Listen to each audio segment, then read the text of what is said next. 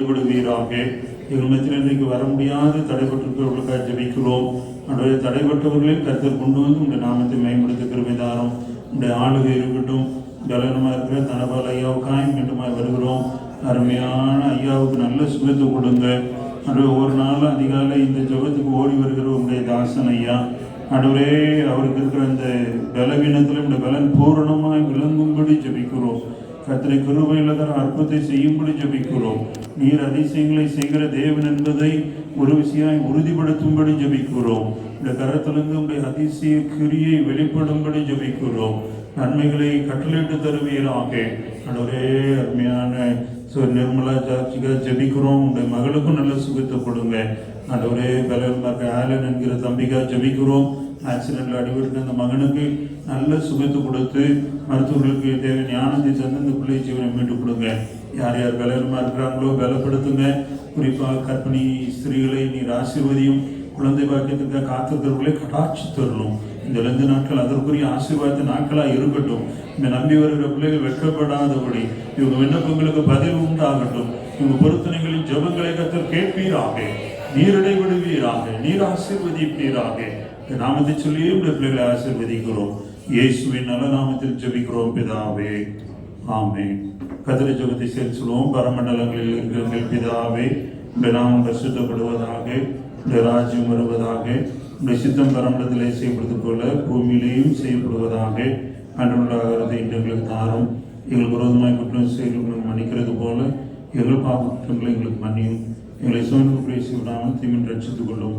ராஜ்யமும் வல்லமை மகிமையும் என்னுடைய ஆமீன். அமர்வோம். ஆண்டவராகிய இயேசு கிறிஸ்துவினுடைய நேற்று நாமத்திலும் நான் இந்த காலை ஆராதனை கண்கோடு கூட வாழ்த்து வரவேற்கிறேன். உங்களை பார்ப்பது மிகுந்த மகிழ்ச்சி. ஆமென். அல்லேலூயா. தேவ சமூகத்தில் நீங்கள் வந்திருப்பது தேவனுக்கு மகிழ்ச்சி.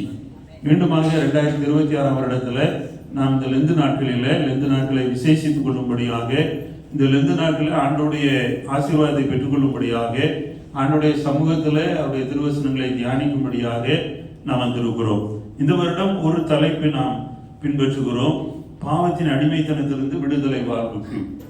எப்படி எகிப்திலிருந்து அடிமைத்தனத்திலிருந்து விடுதலை பெற்று அந்த கானான் தேசத்துக்குள்ளே வாக்கு பண்ணப்பட்ட அந்த பாலும் தேனும் ஓடுகிற அந்த தேசத்துக்குள்ளே இஸ்ரேல் ஜனங்கள் போனார்கள் என்பதை நாம் ஒவ்வொரு நாளும் தியானிக்க போகிறோம். ஏன் இந்த தலைப்பு என்றால், ஒவ்வொரு நாளும் அவங்களுக்கு ஒரு அற்புதம் நடந்துச்சு. ஒவ்வொரு நாளும் அவங்க வாழ்க்கையில அற்புதத்தை ஆண்டவர் செய்தார். ஆகவே இந்த 2 நாட்கள்ல நீங்கள் எதிர்பார்த்திருங்கள், உங்க வாழ்க்கையிலையும் தேவன் அற்புதத்தை செய்வார். ஆமென். எத்தனை பேர் நம்புறீங்க? அல்லேலூயா. ஆண்டவர் நிச்சயம் அற்புதத்தை செய்வார். அவர் அற்புதங்களின் தேவன். நான் இந்த லிஸ்ட்ல போட்டிருக்கிறபடி இன்றைக்கு நான் எகிப்திலிருந்து அவர்கள் புறப்பட்டார்கள் என்பதை நான் நேற்றைய தினத்தில் உங்களோடு பேசினேன். எகிப்திலே மிஸ்ராயிம் என்றால் அதுவும் எகிப்து. அங்கிருந்து அவர்கள் புறப்பட்டார்கள். எகிப்தின் சிறுமையிலிருந்து அவர்கள் வெளியே வந்தார்கள். எகிப்தின் இந்தியிலிருந்து வெளியே வந்தார்கள். அடிமைத்தனத்திலிருந்து வெளியே வந்தார்கள். பாருங்க, இந்த விடுதலை பயணம் உங்கள் வாழ்க்கையில விடுதலை வேணும்னா நீங்க எகிப்திலிருந்து புறப்பட்டாக வேண்டும். எகிப்தை விட்டுவிட வேண்டும்.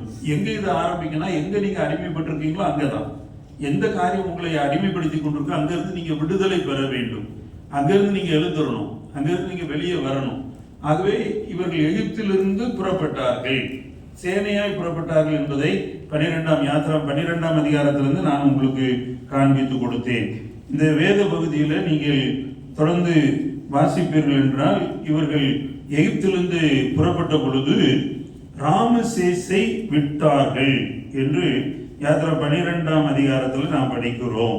யாத்திரா 12ஆம் அதிகாரத்தில் நீங்க பாத்தீங்கன்னா அவங்க ராமசேசை விட்டார்கள்.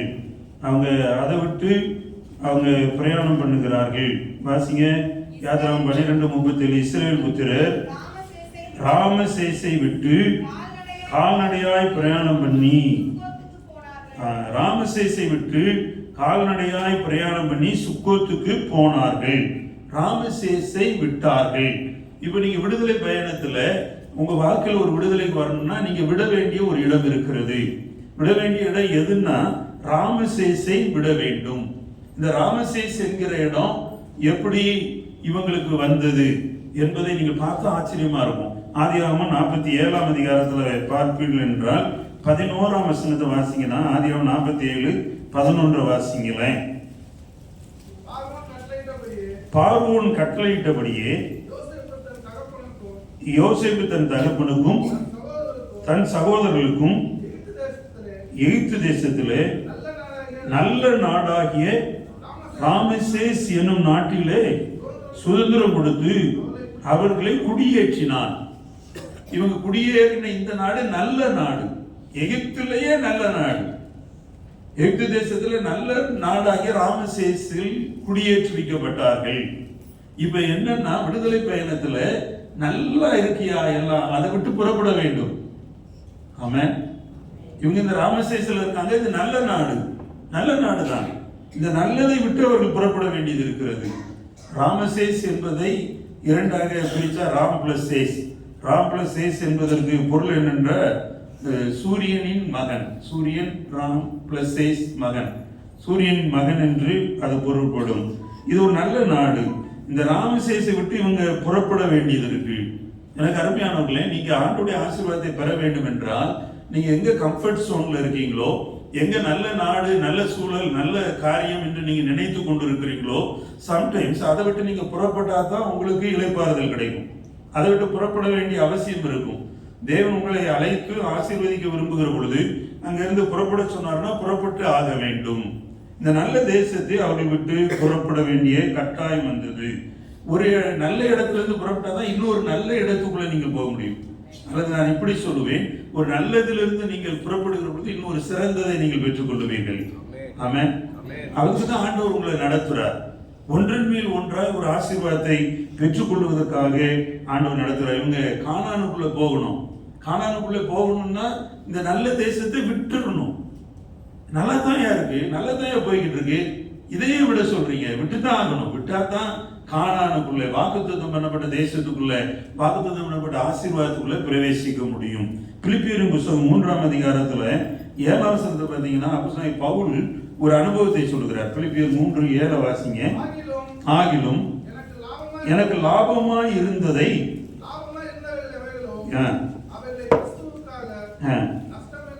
நஷ்டம் என்று விட்டுவிட்டேன். எனக்கு லாபமா இருந்துச்சு, எதெல்லாம் எனக்கு நல்லா இருந்துச்சோ அதெல்லாம் விட வேண்டிய கட்டாயம் இருக்கிறது. பாவத்தின் அடிமைத்தனத்துல நீங்க இருப்பது நல்லது போல இருக்கலாம், சுகமா இருக்கலாம்.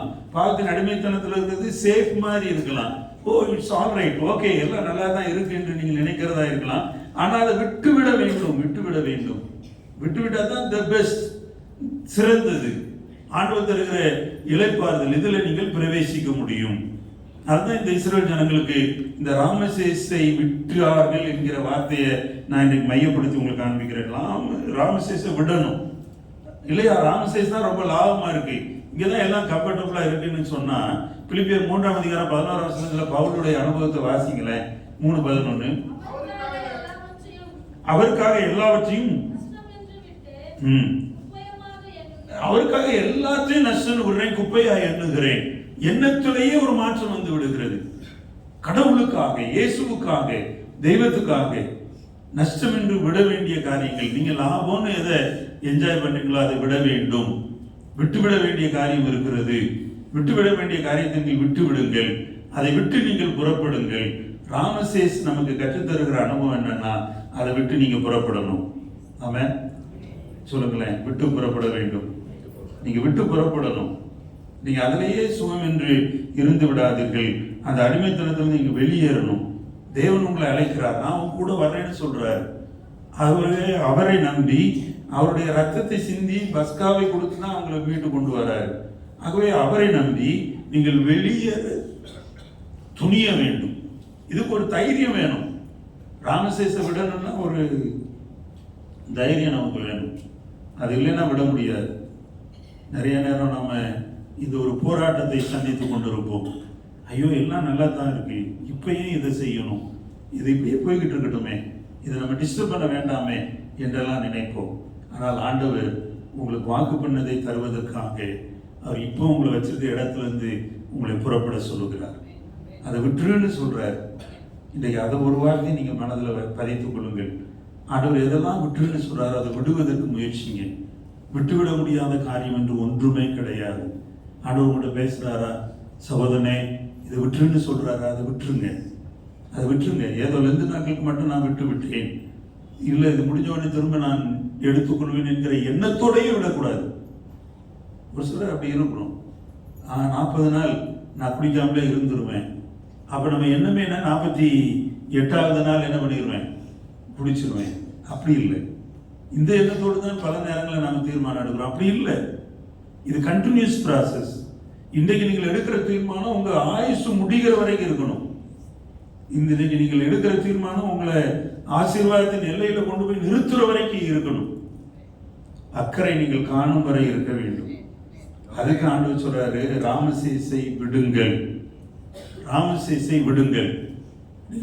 விட வேண்டிய ஒரு சில பழக்கங்களை குறித்து ஆண்டவர் இந்த காலையில் உங்ககிட்ட பேசிக்கிட்டு இருக்காரு. அதை விட்டுருங்க. கோபம், வைராக்கியம், தேவனுக்கு பிரியமில்லாத எரிச்சல், தேவனுக்கு பிரியமில்லாத காரியங்கள், அதை விட்டுருங்க.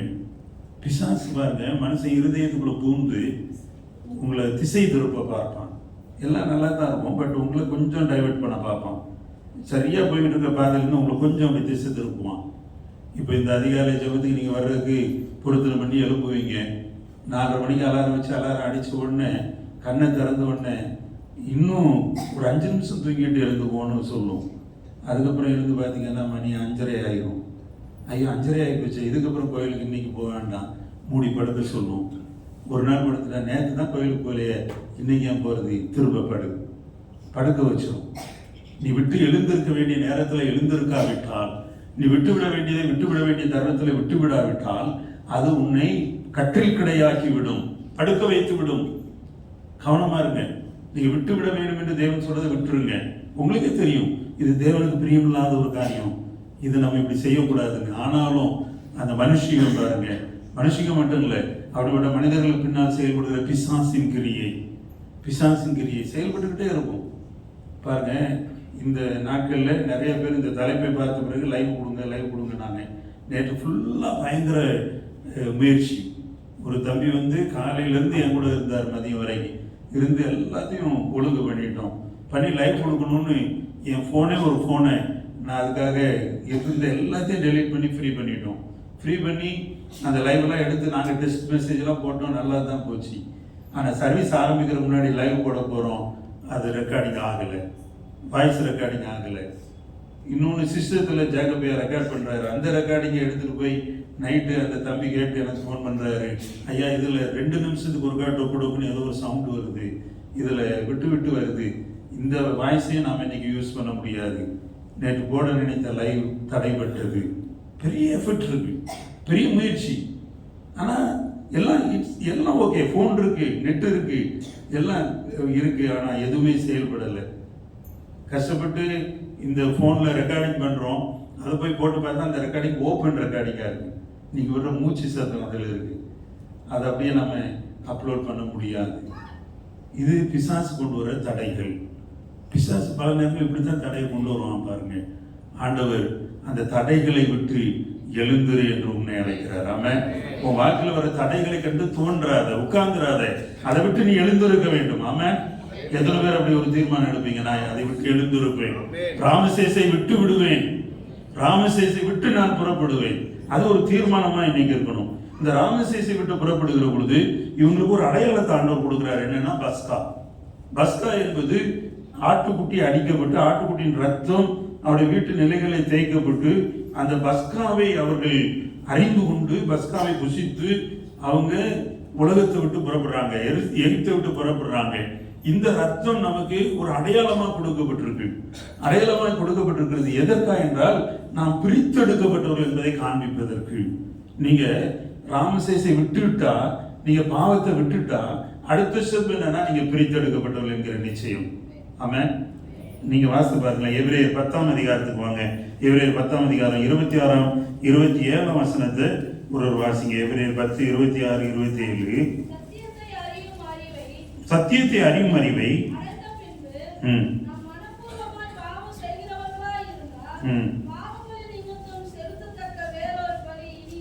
பாவங்கள் நிமித்தம் செலுத்தத்தக்க வேறொரு பலி இல்லாம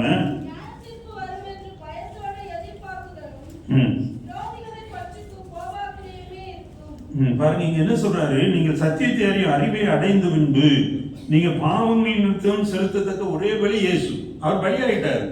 இப்ப நீங்க சத்தியத்தை அறிகிறீர்கள், சத்தியத்தை அறிகிற நீங்கள் சத்தியத்தின்படி நடக்கணும். சத்தியத்தின்படி நடக்கிற உத்தம மார்க்கத்தார் பாக்கியவான்கள் என்று பைபிள் சொல்லுது. சத்திய வசனத்தின்படி நடக்கணும். அதான் பிரித்தெடுக்கப்பட்ட அனுபவம்.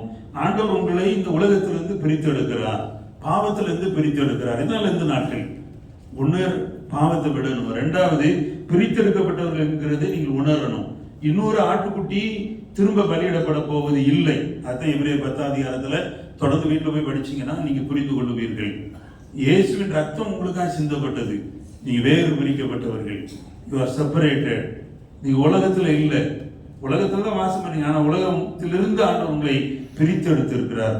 முதல்ல நான் சொன்னேன், நீங்க நல்ல இடத்தை ராமசேசை விட்டு புறப்பட்டாகணும். ரெண்டாவது, நீங்க பிரித்தெடுக்கப்பட்ட எண்ணம் உங்களுக்குள்ள வரணும். மூன்றாவது, நீங்க வெளியே வர வேண்டும்.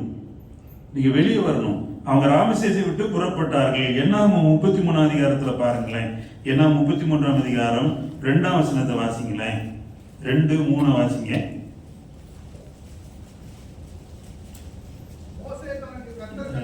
இல்ல 3ஆம் வசனத்தை யாருங்க? 1ஆம் மாதத்தின் 15ஆம் தேதியிலே அவர் ராமசேசை விட்டு புறப்பட்டார்கள்.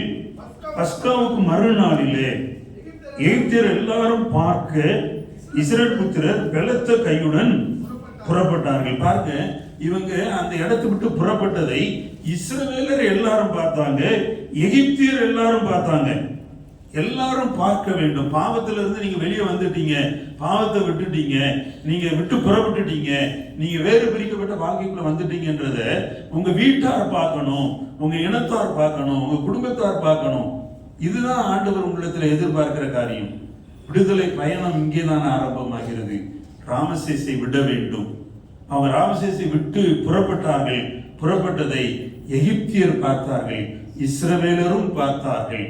உங்க குடும்பம் நீங்க பாவத்திலிருந்து எழுந்துட்டீங்கன்றத பார்க்கட்டும் முதல்ல.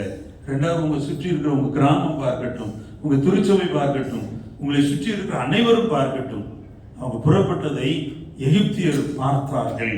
அடுத்த வசனத்தில் நீங்க படிச்சீங்கன்னா, எகிப்தியர் கர்த்தர் தங்களுக்குள்ளே சஞ்சரித்த தலைச்சான் பிள்ளைகளை எல்லாம் அடக்கம் பண்ணினார்கள். அவர் தேவர்களும் பேரிலும் கர்த்தர் நீதி செலுத்தினார். அவங்க எகிப்தின் தெய்வத்தின் மேலும் கடவுளை நீதி வந்ததான். என் அன்புக்குரியவர்களே, நீங்க எங்க அடிமைப்பட்டு கிடக்கிறீங்களோ அங்கிருந்து தேவன் உங்களை எழுப்ப விரும்புகிறார். அதை விட்டு பிரித்தெடுக்க விரும்புகிறார். நீங்க பிரித்தெடுக்கப்பட்டதை உலகம் பார்க்க வேண்டும் என்று விரும்புகிறார். அப்படியே கண்களை மூடி, ஆண்டவரே இந்த ஈவை எனக்கு தாங்க, நான் ராமசேசை விடட்டும். ஒரு பொருத்தம் எடுங்க, ஒரு தீர்மானம் எடுங்க, நான் ராமசேசை விடுவேன். உங்களுக்கு தெரியும் நீங்க எதை விட்டுறணும். இந்த நாட்கள்ல நீங்க எதை விடணும்ன்றது தெரியும். நீங்க வீட்டில் போய் உங்க டைரியில் எழுதி வைங்க, நான் இதை விட்டுவிட விரும்புகிறேன். ஆண்டவர் என் உள்ளத்துல பேசுறாரு. இன்னைக்கு ஆண்டவர் உங்கள்கிட்ட பேசிக்கிட்டு இருக்கிறார் என்பதை நான் அறிவேன். நீ விட்டுவிட வேண்டிய காரியம், சகோதரனே சகோதரியே, நீ விட்டுவிட வேண்டும் என்று தேவன் உணர்த்துகிற காரியம். இதை நீ விட்டுரு மகனே, இதை நீ விட்டுரு மகளேன்னு சொல்றாரு. ஆண்டவருக்காக விட்டுறதுக்கு ஒப்பு கொடுங்க. அவருக்காக வாழ வேண்டும், அவருக்காக வாழ வேண்டும். அடிமைத்தனத்திலிருந்து உன்னை பிரித்தெடுக்க விரும்புகிற தேவன், ஐயா நான் விட முடியாம கஷ்டப்பட்டுக்கிட்டு இருக்கேன்னு சொல்றீங்களா? அதையும் எழுதி வச்சு ஆண்டவர் சமூகத்தில் ஜெபிக்க ஆரம்பிங்க. இந்த 2 நாட்களில் நான் இதை விட்டு பிரித்தெடுக்கப்பட்ட அனுபவத்தில் வரட்டும், அதை மற்றவர்கள் பார்க்கட்டும். இன்றைக்கு ஆண்டவர் கற்றுத்தருகிற காரியம் இதுதான். நீ விட்டு பிரித்தெடுக்கப்பட்ட அனுபவத்துக்குள்ளே வா, உடைய ஆண்டவர் புறப்பட வைப்பார். விடுதலை நோக்கிய பயணம் இது. இதை மற்றவர்கள் பார்ப்பார்கள், பார்க்கும்படி செய்வார். உனக்காக முள்முடி ஏற்றுக்கொண்டவர், உன் பாடுகளை துக்கத்தை சுமந்தவர் இன்று உன்னை அழைக்கின்றார். வருவாயா சுவாமி, எனக்கு இந்த கிருபையை தாரும் என்று உங்களை நோக்கி வேண்டிக் கொள்கிற பிள்ளைகளுக்கு கிருபையை தாரும். நீர் கிருபை அருளுகிற தேவன். இந்த விசேஷித்த கிருபை பிள்ளைகளுக்கு உண்டாயிருக்க வேண்டும். இதனாலுக்குரிய ஞானத்தையும் நாங்கள் பெற்றுக்கொள்ள இருக்கிறதாரும். தொடர்ந்து ஆசீர்வதியும். இயேசுவின் நல்ல நாமத்தில் ஜெபிக்கிறோம் பிதாவே, ஆமென். கர்த்தருக்குள் அருமையானவர்களே, தொடர்ந்து நம்முடைய ஆராதனைகள் காலை 5 மணியிலிருந்து 6 மணி வரை நடைபெறும். நீங்கள் இன்றைக்கு 5 மணிக்கே தங்களை அனைவரும் வந்துவிட்டதை நான் அறிகிறேன். அதுவே தொடர்ந்து உங்களுடைய பயணம் சிறக்க நான் வாழ்த்துகிறேன். 5 மணிக்கெலாம் நீங்கள் வாங்க, கர்த்தர் உங்களுக்கு கிருபை தருவார்.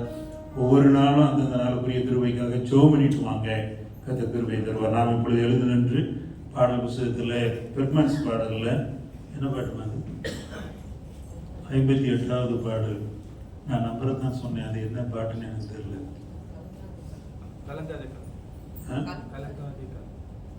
போடுமா,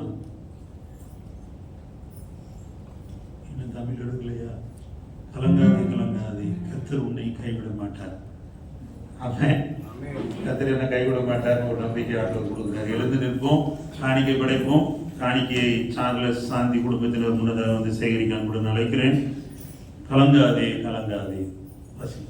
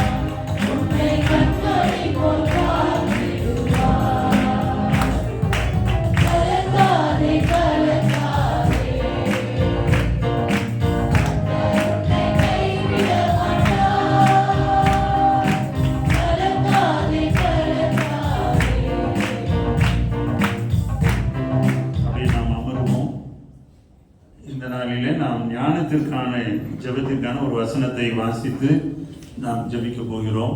மார்க்குவின் புத்தகம் 7ஆம் அதிகாரம் 28ஆம் வசனம்.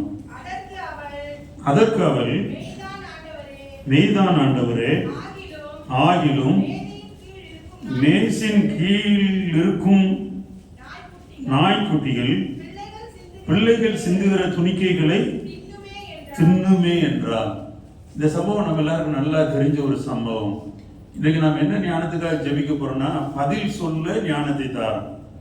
நிறைய நேரம் நாம சொன்ன பதிலினாலே நாம எத்தனையோ பிரச்சனைகளை சிக்கி இருக்கிறோம். உங்களுக்கு ஞாபகம் இருக்கா?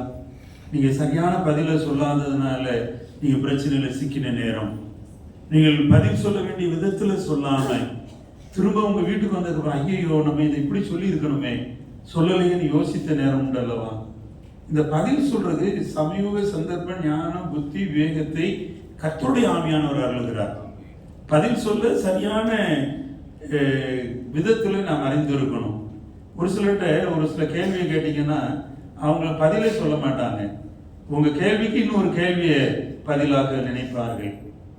ஒரு சில நேரத்தில் நீங்க கேட்கிற கேள்விக்கு பதிலே வராது. பதில் வரணும், வந்தா தான் நீங்க அடுத்து ஸ்டெப்பு போக முடியும்.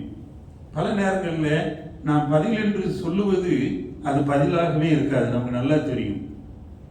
உனக்கு இப்போ காஃபி வேணுமா அப்படின்னு கேட்டால் உங்களுக்கும் தலைவலிக்கு அதே மாதிரி எனக்கும் தலைவலிக்கு என்பது பதில் அல்ல. ஆமாம் எனக்கு வேணும் என்று சொல்லுவது பதில். உங்களுக்கு தெரியாதா, நான் உங்க கூட தானே இந்த வெயிலில் தானே பஸ்ஸில் தானே வந்தேன், ஆட்டோவில் தானே வந்தேன், நடந்து தானே வந்தேன், தெரியாதா இதுன்ற கேள்வியா இல்லை, அது பதில் அல்ல. பல நேரங்களில் குடும்பத்துக்குள்ள சின்ன சின்ன காரியங்கள் இப்படி நடக்கும். நான் பதில் தெளிவாய் சொல்ல கற்றுக்கொள்ள வேண்டும். இங்கே ஒரு பெண்ணை இன்றைக்கு வேதவசனம் நமக்கு முன்னால நிறுத்துது. இந்த பெண்ணுடைய பெயர் கானானிய ஸ்திரீ என்று வேதம் சொல்லுது. நம்ம பேர் எழுதப்படவில்லை.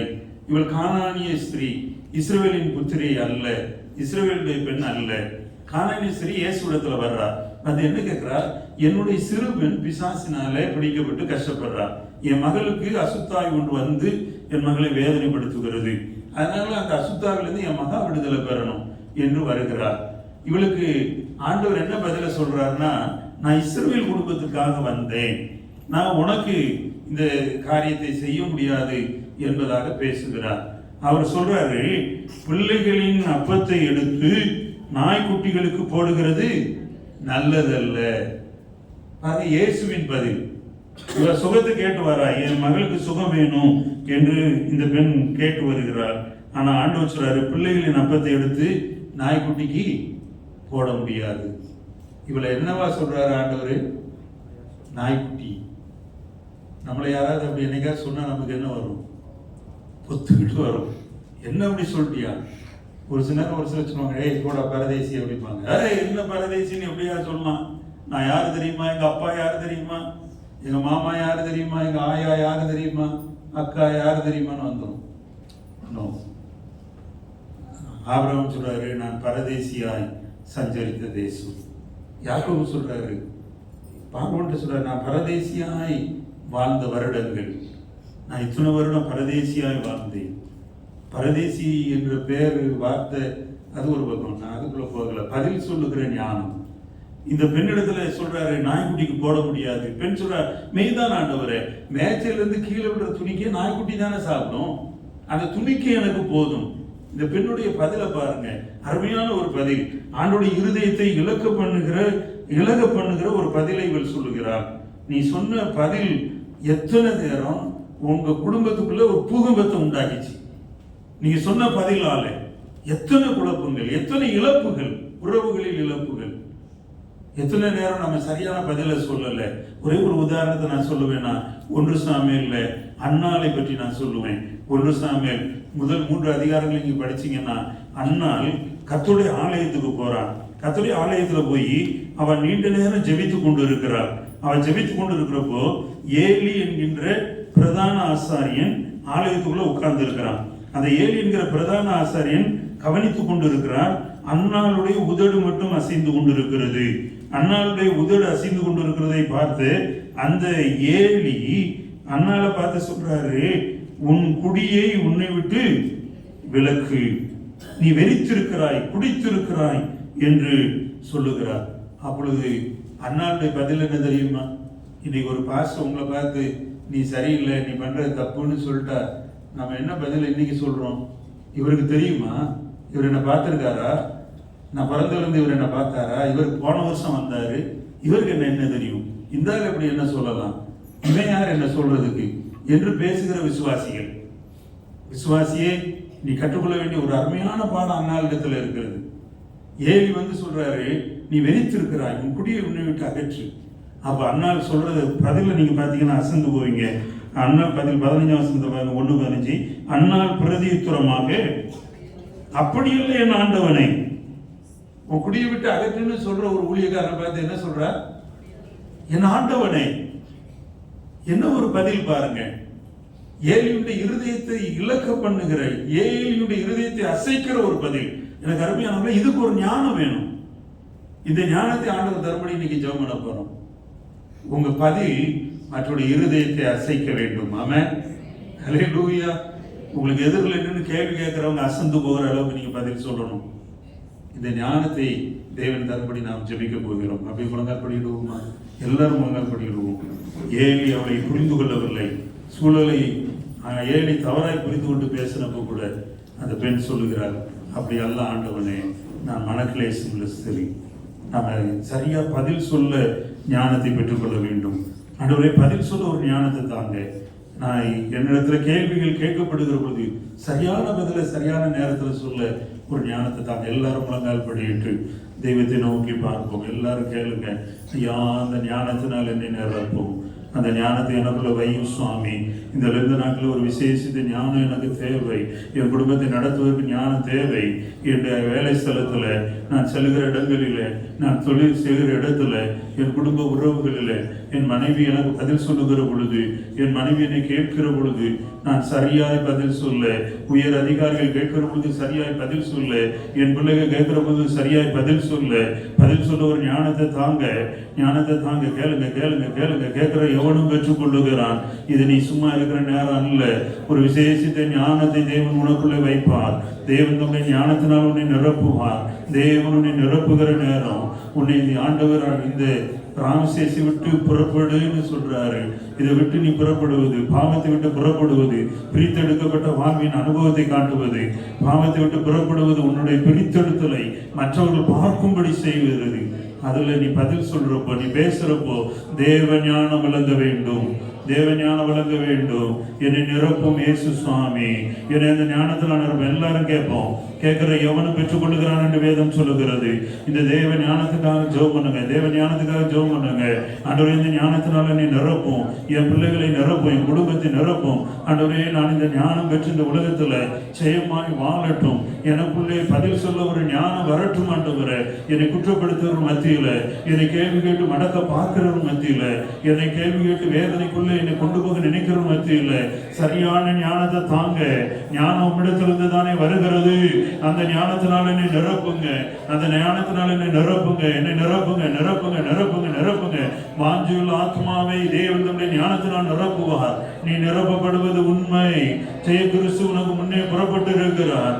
அவர் உனக்கு முன்னே புறப்பட்டு இருக்கிறார். அவர் பின்னே நீ ஜெயமாய் வாழ போகிறாய், சுகமாய் வாழ போகிறாய். அவர் இந்த 2 நாட்கள் உனக்கு முன்னே போகிறவர். நீ எகிப்துக்கு போக பயப்பட வேண்டாம். நான் உன்னோட கூட வருவேன்னு சொன்ன ஆண்டவர், நீ எந்த சூழ்நிலை கடந்து போனாலும் அவர் உன் கூட வருவார். சூழ்நிலையில் கேட்ட பதிலை சொல்ல ஞானத்தை தருவார். நல்ல ஞானத்தினால் உன்னை நிரப்புவார். இந்த 2 நாட்கள் முடிகிற பொழுது உனக்குள்ள ஒரு விசேஷித்த ஞானம் வரும். யாரோ ஒருத்தருக்கு ஆண்டவர் இந்த ஞானத்தை அதிகமாக இன்னைக்கு வைக்க விரும்புகிறார். நீ இந்த ஞானத்துல குறைபட்டு இருக்கிறாய். கேளு கேளு கேளு கேளு. ஆண்டவரே, எனக்கு இந்த ஞானத்தை தாரும். கர்த்தரே ஆவியானவர், கர்த்தரே ஆவியானவர் எங்கே உண்டு அங்கே விடுதலை உண்டு. தேவனுடைய நாமத்தில் ஊழியக்காரனாய் நான் உன்னை ஆசீர்வதிக்கிறேன். ஆண்டவர் தம்முடைய ஞானத்தினால் உன்னை நிரப்புவார். உனக்கு ஒரு கிருபையை தருவார். அந்த ஞானத்தை நீ பெற்றுக்கொண்டு ஜெயமாய் ஜெயமாய் வாழ போகிறாய். தகப்பனே, உடைய பிள்ளைகளுடைய கரத்தில் நீ ஒப்பு கொடுத்து ஜெபிக்கிறேன். உடைய பிள்ளைகளை நீர் ஆசீர்வதிப்பீராக. உடைய பிள்ளைகள் மேல உடைய பேரர்களை பொழிய பண்ணுவீராக. உடைய பிள்ளைகளுடைய கரத்தினால் ஆசீர்வதிக்கப்பட்டு இருக்கட்டும். ஆண்டவரே, கல்விமானே, அறிவு, ஞானம், வேகம் உடைய பிள்ளைகளுக்கு உண்டாகட்டும். சமய சந்தர்ப்ப புத்தி விவேகத்தை கத்து தருவீராக.